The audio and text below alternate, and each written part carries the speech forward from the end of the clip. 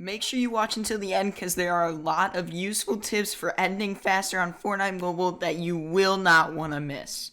So this first thing I'm going to mention is not really an editing tip. This is something that is in preparation of what you're going to be doing. So basically, you guys need to find the right sensitivity for yourself, and you can just do that by constantly changing it, experimenting, finding out, like, building around, aiming, whatever, and just constantly experimenting with different sensitivities. And as you do that, you'll get used to a certain sensitivity that you like, and then once you finally find that perfect sensitivity, then you can start all the editing tips that I'm gonna give you right now. One reason why I recommend doing that is because you do not want to be fluctuating your sensitivity at all while you're practicing your editing, because it's just gonna mess up how you do everything, and it's just gonna off kilter your actual, like, what you've progressed with so far. So I just recommend doing that. It's something important in preparation of all these editing tips. So now let's get into the actual editing tips. Okay, so the first tip that I cannot stress enough is there's still a lot of people that have not done this on their gameplay. So if you go to your HUD settings and you go to the HUD layout tool, you can see that if you click on the editing button that I have in the left side of my screen, I can go here, and basically what you'll initially see is combat is red. And what that means is you have to activate your building. As you guys can see, the editing button is not there until I activate my building. So I've noticed a lot of people in clips still don't have this turned on. So if you guys don't, it is so important to have this turned to green, so you guys during combat you can hit the ending button. So if you're right here, you can just hit the ending button and be able to do that. Now my next tip is finding the right HUD. So when it comes to editing with a HUD, what you want to be able to do is you want to be able to move your screen while using another finger to select editing. So what I mean by this is on my hand, I use my thumb to move my screen like this, which a lot of you guys do. You use either your left thumb or your right thumb. And then I use my pointer finger to edit like this. So I can flow and move my screen while I'm in the editing mode, so I can easily reach each of the boxes that I need to.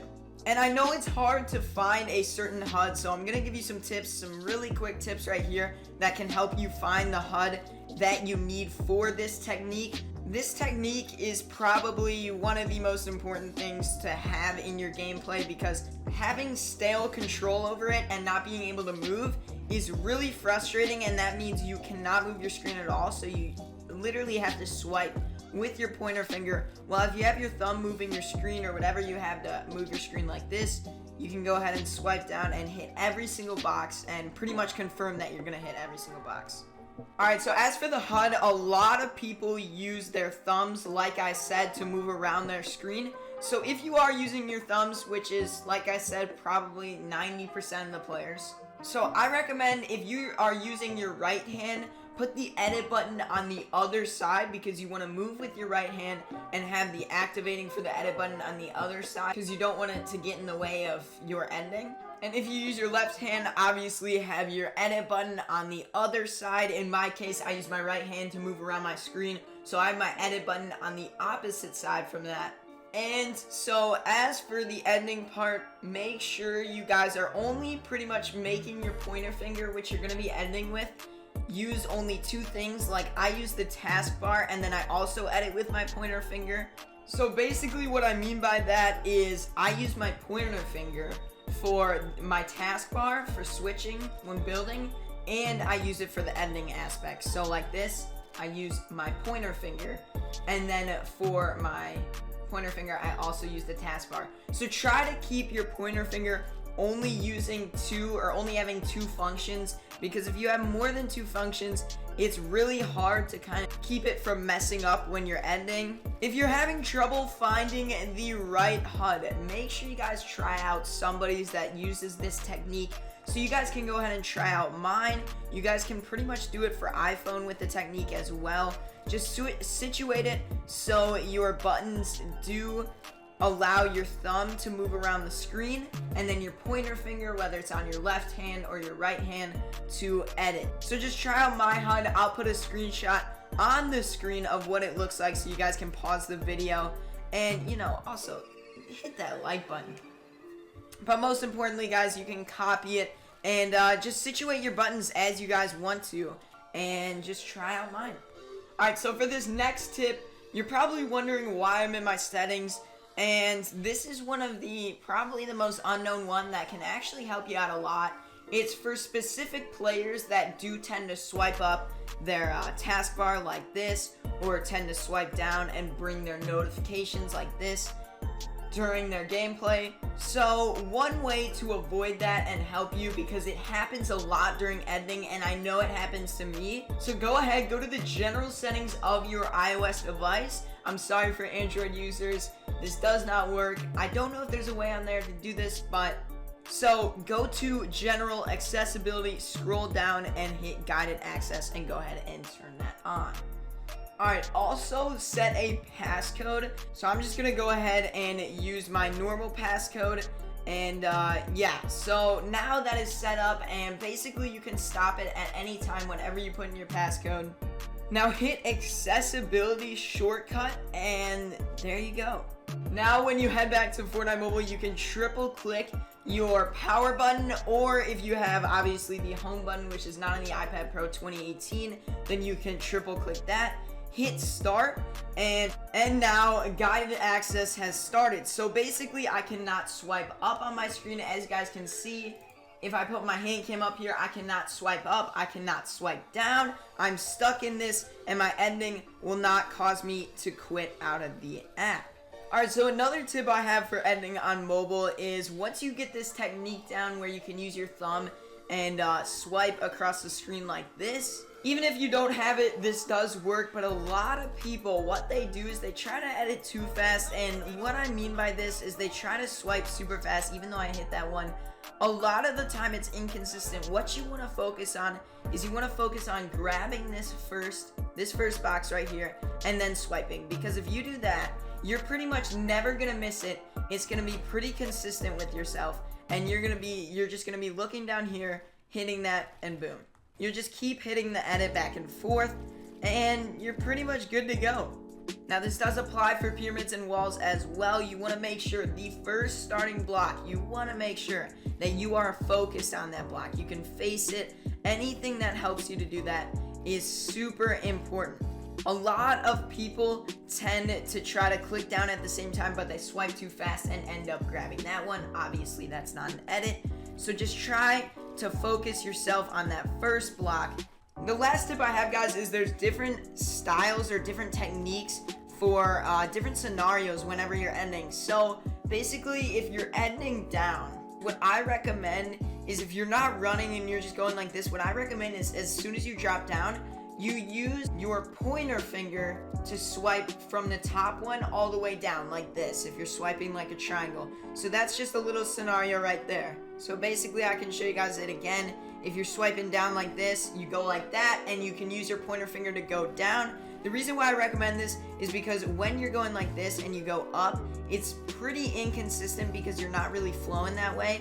While you're going down, you can actually reach from that middle part because you're falling down in game. So now on edit downs, basically one thing I used to do was I used to edit like this. So I would drag it this way and then edit 2 squares on the wall. Now this obviously is a little bit tougher than just doing one, but what I recommend is to do only one. And the reason why I recommend that is because when you are going this way, it's going to be a lot more consistent to just edit one than try to grabbing both. So basically, sometimes you end up grabbing this one instead and you're stuck right here. So there are a lot more scenarios out there. Those were just a few of them. Scenarios are something I like to use for practicing as well when I'm just on like a normal creative map like I am now. Sometimes I like to turtle up just to practice whenever I edit out, because it's important to be able to edit out like this after you turtle, because a lot of people with the new drum gun tend to spray your box, which is not surprising. So you want to make sure you can edit out like this. So these are some of the scenarios I like to practice and just make sure I got down so I can easily get out of the box and be able to get into another fight. Truly, a lot of the main parts of editing is pretty much just muscle memory. So I've been practicing for so long to get my editing down, And I know a lot of people don't have the most time in the world, but it is so important, and I cannot stress this enough. You have to practice. Don't get demotivated. Don't quit, guys. It does take a while to really kind of get used to editing if you're not at a super high speed. So it's not going to be the easiest when you start off, guys. So you guys just gotta practice. Although the technique for having your thumb move the screen and having your pointer finger edit is something that is important, if you guys just practice, I'm telling you, you can pretty much edit on any HUD. I mean, as long as there's an edit button on there.